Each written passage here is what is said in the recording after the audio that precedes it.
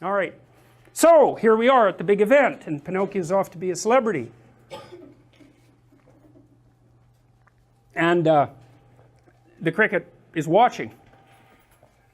And Pinocchio basically, well, he's got some natural talent because he's a puppet and he doesn't have strings, and he goes on stage and with strings, and then he drops his strings and the whole crowd is amazed. And the crowd should be amazed when that happens, right? You can imagine when a kid goes to school and shows some independence, that's actually going to, people are going to notice that. His peers are going to notice that, the teachers are going to notice that. Maybe it's too much independence even, right? But it's still it is a remarkable thing too. Like, it's so interesting, you know, you can see marked signs of independence in children, well, right from the time they're born, basically, because what's one of the things that's really funny about infants is that, you know, when they're crying, you always think, oh, the baby's, well, you're crying, it's, the baby's sad. It's like, no, a lot of the time that baby is angry. And the way that we know that is because you could do facial expression coding on infants, just like on adults, and you can tell what emotion they're expressing. And very frequently, like when the kid starts to recognize his mom explicitly, because he or she knows the smell right away, pretty much in the sound of the voice, but visually, if someone who comes in and it isn't who the baby wants, so generally it isn't mom, the baby will start to cry. But it's not because the baby's sad generally, it's because it's angry that mom didn't show up. And that's an early sign of will. It's like this kid wants things, like, and it's perfectly willing to tell you about that. And of course a 2-year-old who's having a temper tantrum is in some sense doing the same thing. It's poorly integrated will and independence, obviously, but it certainly runs contrary to what you want. You don't want your 2-year-old having a temper tantrum in the middle of the toy store. It's extraordinarily embarrassing for you and, well, for you, but it's also embarrassing for the 2-year-old. This is one of the reasons I think that sort of thing should be carefully socialized rapidly, because it's actually humiliating for the kid, because other people don't like that, and they're very judgmental about, like, they won't say anything usually, but sometimes they will, but they're not happy about the fact that that's happening, and they will judge the child negatively. And so you don't want your child to be behaving in a way in public that makes other people think badly of them. It's really not good. And so part of your job as a parent is to not expose your child to that sort of experience, especially not repeatedly. It's really hard on them.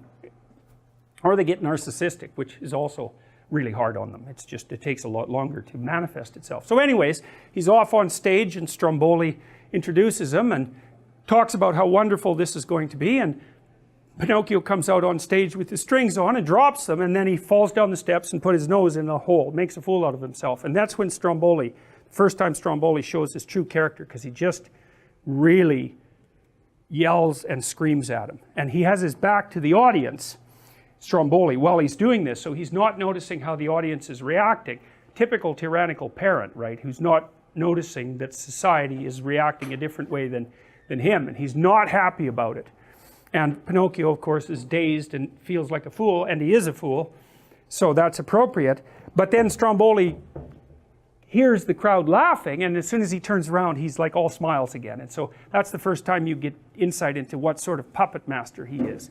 He's there to please the crowd, and that's all. And he's there to look good in public, but fundamentally he's a tyrant.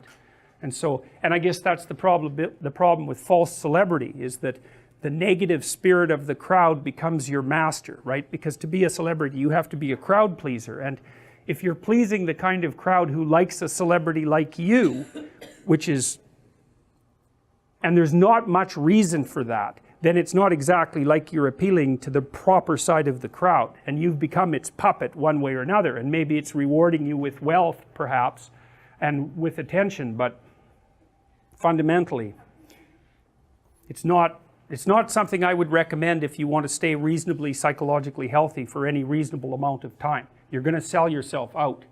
And I don't mean that in any casual way, you know. All right, so anyways, Stromboli changes from the tyrant to the good father. In half a second, he gives Pinocchio a pat on the head, despite the fact that he's made a mistake, looks all kind, and the show continues. Now, the cricket is not very happy about this. He's sitting in the stage watching. He's very angry, and let's say disgusted by what's happening, partly because Pinocchio is making a fool of himself. Now that's an interesting thing, you know. Human beings blush. In fact, if I remember correctly, the name Adam, you know, like Adam and Eve, is related to the capacity to blush. Now that comes from something I read a long time ago, and that might be wrong, but Adam does manifest shame in the sight of God, so there is a relationship there. But anyways,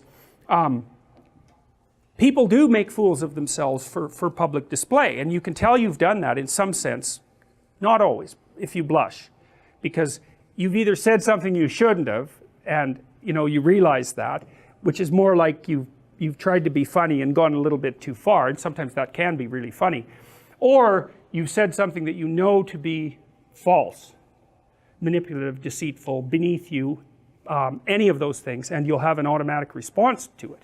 You'll be ashamed and blush. And one theory about that is that you can trust people who blush, and so because you know that their conscience will betray them, and so that even if they are lying, they tell you. And so it's an interesting theory, you know, because blush is definitely, like, it's a facial display, you know, it's right out there where people can see it. So you know, maybe that's true, maybe it isn't, but it's kind of an interesting idea. Anyways, the cricket is not happy with what's going on. He's not happy about Stromboli, and he's not happy about the willingness of Pinocchio to make a fool of himself to support this false celebrity. And so I actually think that's why the celebrity types like that often get narcissistic and arrogant. You know, it's because they aren't paying attention. They're not paying attention really to what's happening inside of them. They drown it out because the glory and the money and all that is so attractive and enticing. They don't notice, they refuse to notice what price they're paying for it, and they magnify up their grandiosity and their arrogance to keep that stuff all under control. And then of course they get surrounded by sycophants, which is a really bad thing, right? They get surrounded by people who will tell them exactly what they want to hear.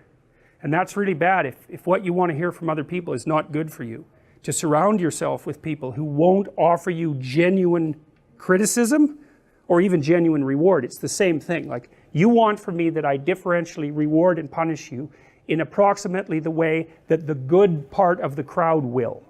That's what you want from all your friends, because then your interactions with them can generalize out to the broader community in a productive way. And so a good friend, you know, I mean, your friends tend to be on the supportive side, and perhaps that's appropriate, assuming there's reciprocity. But a good friend will also tell you when, one way or another, when your behavior is starting to tilt in a direction that's going to make you unpopular with them and likely unpopular with other people.